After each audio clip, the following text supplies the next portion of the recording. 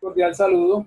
Vamos a continuar en este momento la explicación del gran personaje Baruch Spinoza, quien data del año de 1632 al año de 1676. Bien, este personaje nos va a hablar sobre un paralelismo entre el ordo idearum y el ordo rerum.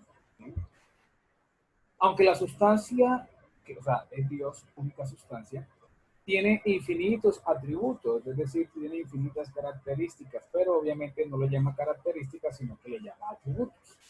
El hombre solo puede conocer dos de ellos. ¿Cuáles son los dos que puede conocer el hombre? La extensión y el pensamiento. Todo el mundo está constituido por modos referentes a la extensión del pensamiento, es decir, lo que hay en el contexto alrededor del ser humano y que él puede conocer en la extensión, cuán grande es, y el pensamiento, ¿sí? El pensamiento, las ideas que se generan. Los cuerpos son modos determinados por el atributo divino de la extensión, ¿sí? Es decir, los cuerpos son construidos a imagen y creación de la única sustancia e infinita que es Dios. Esto no significa que Dios sea cuerpo, ¿no? Sino que Dios es espacialidad, ¿sí? Está en todo el espacio, Dios nos rodea. Y los pensamientos individuales son modos determinados por el atributo divino del pensamiento, es decir, lo que nosotros generamos a partir del pensamiento es un atributo, ¿cierto? Individual que está determinado obviamente por la sustancia única que es. Es importante ver cómo la doctrina de las ideas, ¿sí? De el gran Platón es replanteada por Spinoza para ver un poco ese análisis de las ideas, pero con una variante totalmente nueva. Vamos a ver cuál es el ingrediente nuevo. Dice, en Dios están todas las ideas en cuanto que Él es causa, es decir, Dios es la causa de las causas y Dios es causa incausada, como veíamos en filosofía medieval. Pero Dios no crea las cosas de acuerdo al paradigma de sus propias ideas, ya que en realidad el mundo no es creado por Dios, sino que procede de Él necesariamente. No es que el mundo sea creado por Dios, sino que Dios mismo es el mundo. Es decir, Dios, el mundo procede de Dios, el mundo procede de Dios. Entre las ideas y las cosas no hay, pues, ¿cierto? Una relación de paradigma copia o de causa-efecto. De la misma manera, siguiendo el pensamiento cartesiano, es decir, el pensamiento de René Descartes, afirma que nuestras ideas no son producidas en nosotros por los cuerpos, ¿sí? Las ideas no son producidas por los cuerpos, entonces si no son producidas por los cuerpos, pues obviamente deberán ser producidas obviamente, por la mente, ¿sí? Este paralelismo entre el ordo idearum y el ordo rerum, ¿cierto? Nos debe conducir a cuestionarnos lo siguiente, es decir, ¿cómo entender entonces la relación entre el mundo físico y la extensión, la resistencia que hablaba de Descartes y que este personaje como racionalista sigue la filosofía de su maestro y con nuevos aportes? Es decir, cómo entender la relación entre el mundo físico y el mundo ideal. Es decir, cómo entender la relación entre la extensión y el pensamiento. ¿Sí? ¿Cómo entender esta relación? Primero hay que entender que Baruch, ¿sí? Que en Baruch el orden de las ideas es paralelo al orden de los cuerpos, es decir, son iguales, tienen una misma característica, una misma extensión, ¿cierto? Todas las ideas proceden de Dios. ¿Sí? Tanto las ideas como los cuerpos proceden de Dios en la medida en que Dios es la realidad pensante, es decir, Dios, todas las cosas proceden de Dios y de Dios viene la realidad pensante. De manera análoga, los cuerpos derivan de Dios en la medida en que Dios es la realidad extensa. Dios le da al ser humano el paralelo entre la extensión y el pensamiento, ¿sí? Porque procede de él todo. Segundo, esto no significa que únicamente Dios, ¿cierto? Pero únicamente Dios como pensamiento genera los pensamientos, ¿sí? Y únicamente como realidad extensa genera los modos relativos a la extensión. No significa de que sea todo en él, dice este personaje. Pero en definitiva, lo que se debe estar claro o tiene que estar claro es que un atributo de Dios no actúa sobre otro atributo de Dios, ¿sí? Es decir, que el atributo de lo físico actúe sobre el atributo del pensamiento, no son, proceden de él, pero son totalmente diferentes. Entonces, podemos nosotros concluir que Baruch Spinoza propone una solución que el orden y la serie de las ideas tendrá que corresponder necesaria y perfectamente al orden de los modos y de las cosas corpóreas. Por tanto, en uno como en otro caso, se expresa por completo la esencia de Dios, vista desde dos perspectivas diferentes. ¿Qué podemos entonces deducir? Que tanto las ideas, ¿sí?, y las cosas no son más que dos cosas, dos caras diferentes de un mismo acontecimiento, ¿sí? Es decir, Dios es el creador, ¿sí? De él procede las ideas y las cosas, ¿sí? El mundo, la extensión y el pensamiento, ¿sí? ¿Qué podemos nosotros hablar a continuación? Bien, vamos a hablar sobre los 3 grados del conocimiento o de conocimiento, pero para hablar de los 3 grados de conocimiento, Baruch dice que cualquier idea posee necesariamente un correlato corpóreo, es decir, de una idea se relaciona con algo corpóreo. La idea, por ejemplo, que hago de árbol, ¿sí?, el pensamiento más la idea del árbol en físico, ¿sí? La idea que yo genero de árbol más el árbol en físico. Pensamiento, extensión.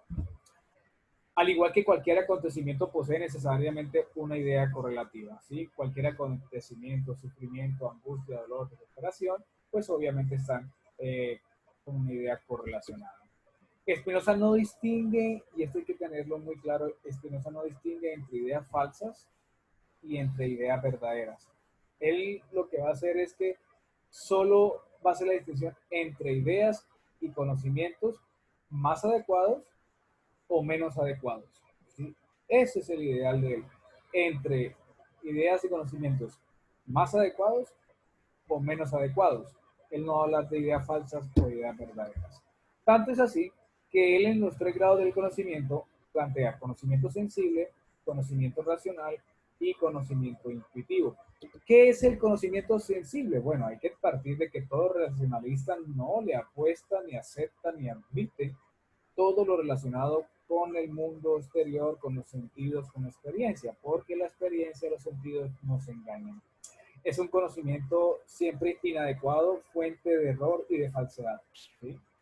Los racionalistas, pues obviamente no admiten el conocimiento sensible por ser el que nos pone en contacto inmediato con los seres particulares concretos, es decir, con lo que está a mi alrededor.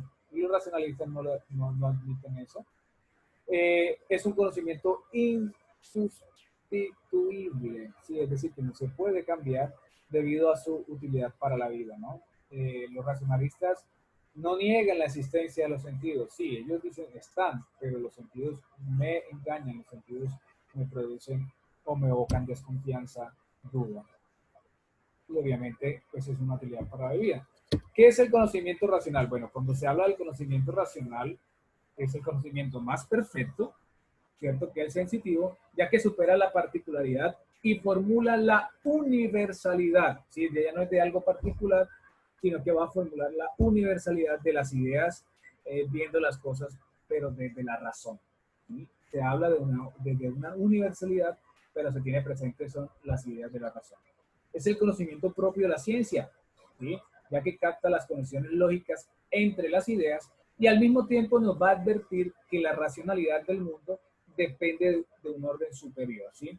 Es decir, Dios, quien ha depositado en mí todo el conocimiento, bueno, gran parte del conocimiento, no puede decir que todo, porque si obviamente Dios entrega todo el conocimiento al ser humano no le basta su intelecto para tener todo el conocimiento del mundo, pero el conocimiento sí procede de Dios. El conocimiento intuitivo, bueno, cuando se habla del conocimiento intuitivo dice que es el que le permite al hombre remontarse a la primera causa de todo, ¿sí? ¿Qué significa eso que remontarse a la primera causa de todo, es decir, es aquel que le permite dirigirse, perfilarse hacia la causa original. Y la causa original en este caso, en la filosofía de Baruch, es conocer Dios. El que nos permite, es decir, el conocimiento intuitivo es el que nos permite intuir a Dios como sustancia única y fuente de todo lo que existe. Es la contemplación de Dios y de todas las cosas en su primera fuente. La intuición es la visión de todas las cosas en la visión misma de Dios. Entonces aquí vemos la diferencia entre los tres grados de conocimiento, las características del conocimiento sensible, las características del conocimiento racional y las características del conocimiento intuitivo. Bien, este personaje, Baruch Spinoza, va a hablar de la antropología, y aquí en la antropología hay aspectos muy importantes porque tenemos que entender que él concibe al hombre, ¿sí? Bueno, él parte también de la res extensa, de la res coita, que eran atributos divinos, ¿cierto? Pero él dice que entre ellos no puede haber ninguna relación, sino un paralelismo, ¿sí? Y cuando hablamos de este paralelismo, es decir, es de comprender que el hombre no es una unión sustancial del cuerpo y del alma, ¿sí? Sino que el hombre es una esencia compuesta de dos modos de los atributos divinos, ¿sí? De dos modos de los atributos divinos. Entonces, si recordamos lo que hablamos hace poco, los dos atributos, expresión y pensamiento, ¿sí? A partir de ahí es que es la esencia, porque la única sustancia es Dios. El hombre es la esencia compuesta de dos modos de los atributos divinos. Pero su unión, en manera alguna, significa influencia mutua, es decir, la influencia del hombre sí es una influencia mutua. El alma o la mente humana es la idea o conocimiento del cuerpo, ¿sí? Entonces, el alma es la que me va a proporcionar a mí la capacidad intelectiva, es la que me va a proporcionar a mí la idea o el conocimiento del cuerpo. Cuando hacemos el paralelismo, es decir, como la comparación, ¿sí? Entre el cuerpo y el alma, es perfecto, ya que son manifestaciones mismas de la realidad. Es decir, entre el alma y el cuerpo hay una perfección, ¿sí? Al nivel del hombre, no al nivel de Dios. Y obviamente es porque Dios lo ha creado. Por tanto, todo lo que crea Dios es perfecto. El obrar del hombre, es decir, el accionar, el actuar del hombre, se reduce a la manifestación de las necesidades intrínsecas. Es decir, el hombre se manifiesta a partir de lo que piensa, a partir de lo que siente, a partir de lo que está experimentando. Es decir, la propia naturaleza es la que actúa en función de la propia conservación. Bueno, y esto es un tema bastante interesante, y es que Baruch Spinoza le apuesta y le apunta a que el hombre tiene que buscar su propia conservación, ¿sí? El hombre tiene que buscar su propia conservación. Al hombre lo mueve a obrar Dios como sustancia determinante de todo. Dios es el que le da al hombre la facultad de actuar, de moverse, de interactuar, de construir, de crear. Por tanto, en el sistema que está planteando Baruch Spinoza, no hay espacio para la libertad humana. No se puede decir que el hombre sea libre, porque todo es simplemente tendencia de la conservación, ¿sí? El hombre tiene que conservarse, el hombre tiene que cuidarse, el hombre tiene que multiplicarse, ¿sí? Y obviamente eso a partir de la extensión y del pensamiento, que son los atributos que el hombre puede conocer, ¿sí? La libertad no ejerce ninguna función en el hombre, ¿sí? La libertad no va, como quien dice, a coaccionar o a dirigir, ¿cierto?, alguna función del hombre, pues él está determinado determinado en sus causas, ¿sí? Pero generalmente no lo advierte, por tal motivo cree que obra libremente. Entonces el hombre cree que él es libre y actúa libremente, pero realmente es que el hombre no es libre, el hombre está determinado por sus causas. El hombre, pues, no se puede escapar al mecanicismo que lo rige todo, ¿sí? Obviamente el hombre no puede escapar a la idea de Dios, al proceso de Dios, a la ley de Dios, a la ley natural de Dios, sino que la necesidad de la naturaleza debe comprenderse como una expresión de la sustancia divina, ¿sí?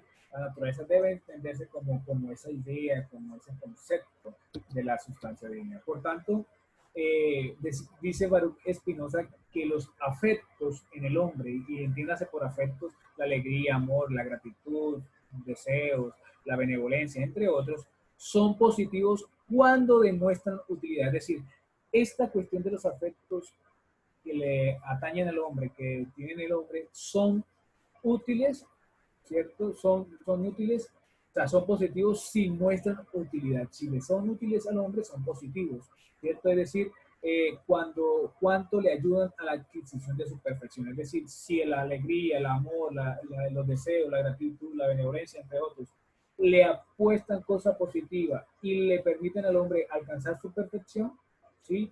Es de gran utilidad. ¿Sí? Es de gran utilidad. El hombre debe esforzarse por alcanzar un equilibrio entre sus efectos y evaluarlos al grado del conocimiento intuitivo, ¿no? Para así no dejarnos gobernar por los sentidos. ¿Sí? El racionalista no le apuesta a no dejarse gobernar por los sentidos, sino gobernar nuestra conducta. Es decir, nosotros tenemos que gobernar nuestra conducta según las leyes de la razón, con lo cual se fomenta el propio bienestar y el de los semejantes. Bueno, recordemos que este personaje Baruch Spinoza plantea, ¿sí?, el principio de conservación entre los seres humanos, y es aquí donde prácticamente quiere mostrarse, porque obviamente debe buscar el bienestar del ser humano, debe buscar el bienestar de todos en general. En la antropología, ¿sí?, en cuanto a la medida en que con la forma suprema del conocimiento orientamos los afectos hacia Dios, los conocemos en su necesidad y en ese momento se puede llegar a ser libre. ¿Cuándo se puede llegar a ser libre? Cuando en la medida en que con la forma del conocimiento, es decir, la intuición, orientamos nuestros afectos, es decir, la alegría, la gratitud, los deseos, la benevolencia, si las dirigimos y las orientamos hacia Dios, ¿sí?, vamos a conocer la necesidad que tenemos y obviamente en ese momento es que nosotros estamos siendo libres. Entonces, no tendremos ya miedo alguno a la muerte, ¿sí?, y sentiremos alegría en Dios, con lo que habremos llegado al amor del Dei Intellectus, del Dios intelectual, ¿sí?, que confiere eternidad a nuestro espíritu. Cuando nosotros llegamos a ser libres, sí, es que estamos prácticamente llegando al amor del Dei Intellectus, al amor del Dios intelectual, que este prácticamente nos confiere eternidad al espíritu. Bien, es un gran personaje. Baruch Spinoza, 100% panteísta, todo gira alrededor de Dios, una filosofía racional teológica. Va a hablar algo del optimismo, y cuando habla del optimismo, bueno, va a hablar de lo perfecto y de lo imperfecto, que son puntos de vista, ¿no? Es decir, son modos finitos, porque son finitos porque es característica del hombre, ¿no? Si fuera de Dios sería algo infinito, ¿no? Y Dios no sería imperfecto, sino que Dios sería perfecto. Pero como son modos perfecto e imperfecto del pensamiento humano, que nacen de la comparación que el hombre instaura entre los objetos que él produce y las realidades que son propias de la naturaleza, ¿sí? Perfección y realidad son la misma cosa, es lo que nos dice este personaje. Entonces, entender esta cuestión de lo perfecto y de lo imperfecto me debe ayudar a mí a comprender un poco más, ¿sí?, que yo soy limitado y que obviamente no es, eh, el ser superior no es limitado, ¿cierto? Él no tiene fin, él no tiene, no se acaba en ningún momento porque es una sustancia única, ¿cierto? E infinita. Las cosas son como son, ¿sí? Él dice, las cosas son como son y yo no puedo, no pueden ser distintas, ni más bellas, ni mejores, ni más perfectas que como son, ¿sí? Tal cual como son, así son las cosas, y así lo plantea este personaje de Baruch Spinoza. Para poderlas hacer más feas o imperfectas, sería preciso que Dios pudiera obrar no por necesidad, sino por la elección de su voluntad libre. Pero Dios no puede elegir, pues esto implicaría cambiar la naturaleza, ¿sí? En ningún momento nosotros podemos entrar a condicionar la idea de Dios, sino que Él mismo, dentro de su propia libertad, no se condiciona, ni mucho menos nosotros lo condicionamos. Tanto es así que este personaje, Baruch Spinoza, nos va a decir lo siguiente: por consiguiente, la virtud se convertirá en la consecución de lo útil. Cuando uno busca la virtud es porque eso le es útil, y obviamente el vicio sería lo contrario. Termina Baruch Spinoza diciendo literalmente: cuanto más esfuerzo cuanto más se esfuerza uno y cuanto más se halla uno en disposición de buscar lo útil para sí, es decir, la de conservar el propio ser, tanto más dotado se hallará de virtud. Cuando yo me encuentro, ¿sí?, buscando la virtud, pues me voy a encontrar más dotado, con más capacidades. Pero al contrario, cuando uno descuida la conservación de lo que le es útil, es decir, del propio ser, más impotente se verá. Cuando uno se descuida, pues obviamente uno se va a ver impotente y obviamente la conservación no se va a poder dar en su totalidad. Bien, finalizamos con el Estado. Nos dice que él habla del derecho y las leyes en el sentido de que todo individuo se halla por naturaleza determinado a existir y a obrar de una cierta manera, y que este comportamiento debe ser necesario. Los hombres sujetos a pasiones e iras son enemigos por naturaleza, ¿sí? Porque si somos sujetos a las pasiones y a las iras, pues nos estamos dejando llevar por los sentidos, por las emociones, y recordemos que las emociones y los sentidos nos engañan. El deseo de vivir y de protegerse, que es lo máximo que pide Baruch Spinoza en su conservación, el deseo de vivir y de protegerse al máximo hace que los hombres estipulen el pacto social, ¿sí? Y muy parecido al planteamiento que habla Thomas Hobbes. El año entrante estaremos viendo esa situación. Los hombres entregan al Estado sus derechos, ¿sí? Pero este no puede ser absolutista, ya que algunos derechos de los hombres son inalienables, ¿sí? Es decir, no se pueden cambiar, no se pueden descuidar, no se pueden quitar. Pero si renuncia a ellos, el hombre renuncia a ser el hombre, ¿sí? Es decir, si el hombre renuncia a sus principios, que no son inalienables, que no se pueden quitar, que no se pueden desprender de su ser, si el hombre renuncia a eso, pues hombre dejaría de ser hombre. Tanto es así que dice el mismo Baruch Spinoza, el fin del Estado no es el de transformar a los hombres en animales o en autómatas, de seres racionales que eran. Justamente lo contrario consiste en hacer que lleven a cabo sus propias funciones, tanto físicas como mentales, en condiciones de seguridad, que utilicen libremente su razón y que dejen por otra parte de enfrentarse unos con otros mediante odios, cólera, engaños, entre otras, o en pocas palabras. El fin de la organización política es la libertad, ¿sí? Este es el pensamiento del gran Baruch Spinoza. Vamos a observar en este momento un video que nos va a ayudar a nosotros a comprender un poco más lo que hemos venido hablando de quién es Dios en Baruch Spinoza.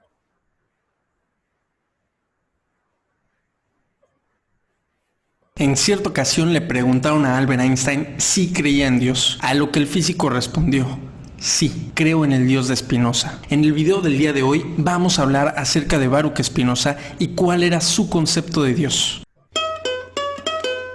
Baruch Spinoza nació en 1632 en la ciudad de Ámsterdam, Holanda. Nació y se crió en una familia judía, asistió a colegios judíos, pero el joven Baruch empezó a leer filosofía y, oh sorpresa, poco a poco empezó a poner en duda los dogmas de su iglesia. Y así, a la tierna edad de 23 añitos, Baruch Spinoza, sin haber escrito aún ningún libro, fue excomulgado por la comunidad judía de Ámsterdam, que básicamente lo tachaba de hereje. Y ser excomulgado en esos tiempos no era cualquier cosa, no señor. A los miembros de la comunidad se les prohibía hablarle a Spinoza. Es más, que ni siquiera sus propios familiares podían tener contacto con él. Así que Spinoza, ya expulsado de Ámsterdam, se dedicó a vivir en otras ciudades de Holanda, ejerciendo el humilde oficio de pulir lentes y otros instrumentos ópticos. Sin embargo, nunca dejaría de escribir y publicar, ya fuese a su nombre o bajo el anonimato, ya que sus ideas resultaban extremadamente controversiales. Pero ¿por qué la comunidad judía expulsó a Spinoza? ¿Cuáles eran sus ideas acerca de Dios que les resultaban tan ofensivas? Pues bueno, a continuación ustedes van a ser testigos de mi humilde intento de explicar de forma bastante prosaica al Dios de Spinoza. Aquí vamos.